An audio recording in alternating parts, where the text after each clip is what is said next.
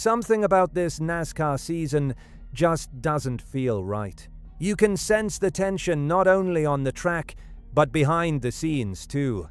And what we witnessed this weekend, that wasn't just another bad race. That felt like a turning point, the kind of moment that makes you realize something bigger might be happening. Today, we are diving into two connected storylines, and trust me, every NASCAR fan should be paying attention. One shows what's happening on the surface, and the other reveals what's really going on underneath it all. If you've been watching week after week, you've probably already felt it. But once we break it down, it hits even harder. Before we jump in, if you're a real NASCAR fan who follows this sport every week, hit that like button and consider subscribing. This channel is just getting started, and we're aiming for 15,000 subscribers. If you enjoy real, honest NASCAR conversations, you're in the right place. All right, let's get into it.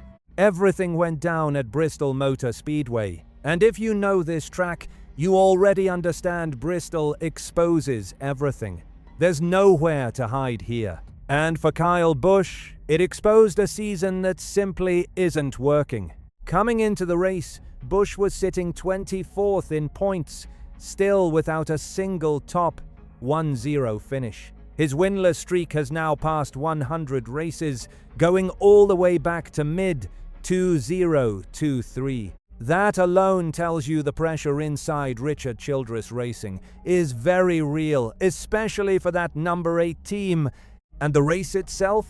Same story we've seen all year. Busch stuck in traffic, running deep in the field, struggling with pace, completely out of sync. Then lap 313 changed everything. Riley Herbst gets into Busch's left rear, and around goes the number 8, spinning in traffic. But honestly, the spin wasn't even the biggest moment. It was what came after. Silence. Busch didn't say a single word on the radio.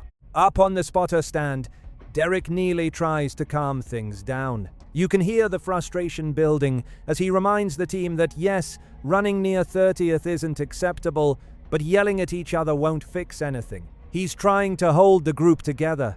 That alone tells you something is off. Then comes Jim Poleman, and this is where things really start to fall apart. He had already been making adjustment after adjustment throughout the race, trying everything to fix the car, and nothing worked. Now, over the radio, he's frustrated, questioning everything, asking why the car just won't turn. When Neely says he can't fully diagnose it from his position, Poleman snaps again. This isn't normal communication anymore. This is a team breaking down in real time. Then comes the moment that says everything. Under caution, Neely once again tries to regroup the team, telling them they're still in it and need to stay united. Silence. He asks if they copy. Poleman responds, "It's the same thing every week." That's not just frustration, that's someone losing belief. And through all of this, Busch says nothing. Not after the spin, not during the argument. Nothing. And honestly, that silence might be the loudest part of this entire situation. Because when a driver like Kyle Busch, a two-time champion, goes quiet like that, it tells you exactly where his mindset is. He finishes 26th, multiple laps down, another race with no progress. At this point, it's not just a bad race anymore. It's the season. No top, 1-0s, 24th in points. 2 straight years without playoffs. A 100-plus race winless streak. That's not a slump, that's a serious problem. And this is where the second layer of the story really hits. What we heard on the radio wasn't just about one race. It exposed something deeper. There are real cracks inside this team. A crew chief running out of answers. A spotter trying to hold things together. And a driver who's gone completely silent while everything falls apart. Now zoom out to the bigger picture. Busch is under contract with Richard Childress, racing through 2026. But if things keep going like this, why would either side continue? He didn't leave Joe Gibbs Racing to run mid-pack every week. A driver of his level still has options, and everyone in the garage knows it. Moments like Bristol don't just disappear. They build, they stick, and they start influencing big decisions. That's why this matters. This isn't just about finishing positions anymore. It's about the future of one of NASCAR's biggest names, and whether this partnership can even survive. You can feel it as a fan. Something has to change. And now, the pressure shifts to the upcoming races. If they don't find speed, fix communication, and build momentum soon, we could be watching the beginning of the end. And that's wild to even say. So now I want to hear from you. What do you think is really going on? Is it the car, the team, the chemistry, or something deeper? If you enjoyed this, drop a like. It really helps the channel. And if you're into real NASCAR breakdowns like this, subscribe to NASCAR Nation Report. We're aiming for 15,000 subs, and this is just the start. But honestly, I still can't get over what we heard from that number 8 team. Because this feels bigger than just a bad setup or a rough race at Bristol. It feels like a team that's been dealing with the same issues for so long. It's starting to wear everyone down. You can hear it in Pullman's voice. That wasn't just anger. That sounded like someone who's tried everything and still has no answers.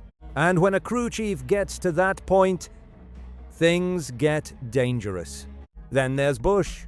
Because if you've followed him over the years, you know he's not quiet. He's emotional, vocal, fully involved. So when he says nothing, that tells you everything. Either he's checked out, or he's just tired of repeating the same frustrations with no results.